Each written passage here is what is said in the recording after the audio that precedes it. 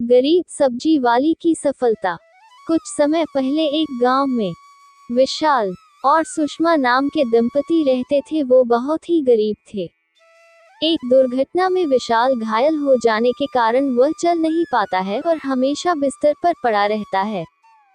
तब से सारे परिवार का बोझ सुषमा ही उठाते रहती है। कुछ ना कुछ काम करके मेरे पति के ऑपरेशन के लिए आवश्यक पैसों को जमा करना होगा। सुना है गांव का मुखिया बहुत ही अच्छा आदमी है, उनके पास जाकर कुछ काम देने के लिए पूछूंगी, कहकर गांव के मुखिया सुरेश के पास जाती है। साहब कृपा करके कुछ काम हो तो बताए। तुम्हारे पति के लिए तुम बहुत मेहनत कर रही हो, एक ना एक दिन भगवान तुम्हारी मदद जरूर करेगा। तुम मेरी बेटी की तरह हो, तुम क्या काम करोगी? काम जैसा भी हो मैं करूंगी साहब। देखो बेटी, मैं तुम्हें कुछ पैसे देता हूँ, टोकरी में सब्जियाँ रखकर गांव में बेचना, फिर कुछ दिनों के बाद थोड़ा और पैसा जोड़कर एक ठेला खरीद लेना। भगवान आपको खुश रखे, मैं आपका ये ऋण कभी नहीं भूल पाऊंगी। इस तरह कहकर उन पैसों से सब्जियों को खरीदकर एक टोकरी में रखकर गांव में बेचते रहती है। इस तरह कुछ दिन गुजरने के बाद उसके पास थोड़े पैसे जमा हो जाते हैं। फिर वो एक ठेला खरीद लेती है, उस पर सब्जियां रखकर बेचते रहती है। एक दिन अपने पति से कहती है, आप चिंता ना करिए जी, मैं खूब पैसा कमाकर आपका ऑपरेशन करवाऊंगी। तुम मेरे लिए बहुत मेहनत कर रही हो सुषमा, तुम्हारी जैसी पत्नी पाना मेरा सौभाग्य है। ठीक है, अब मैं चलती हूँ, अपना ख्याल रखना। इस तरह कहकर सब्जियां बेचने निकलती है। बिना किसी छलकपट के ताज़ा सब्जियां बेचने के कारण सारे लोग सुषमा के पास आकर ही सब्जियां खरीदते थे।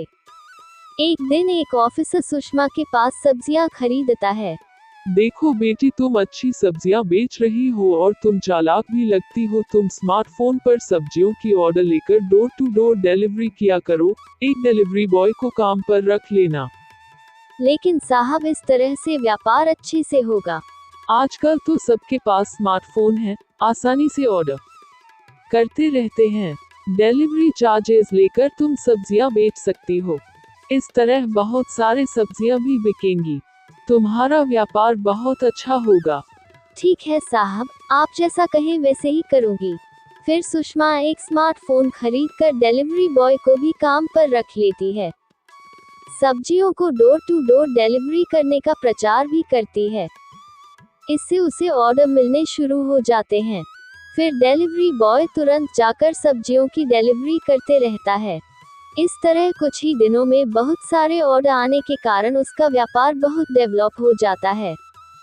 फिर इस तरह कुछ दिनों में वो एक बड़ी सी दुकान की मालकिन बन जाती है। भगवान की कृपा से मेरे पति के ऑपरेशन के लिए पैसे जमा हो गए। फिर सुषमा ऑपरेशन करवाती है। इससे विशाल अब सामान्य होकर उसकी बीवी की मदद करते रहता है। तब से व्यापार में और तरक्की होती है और वे खूब पैसे कमाते हैं।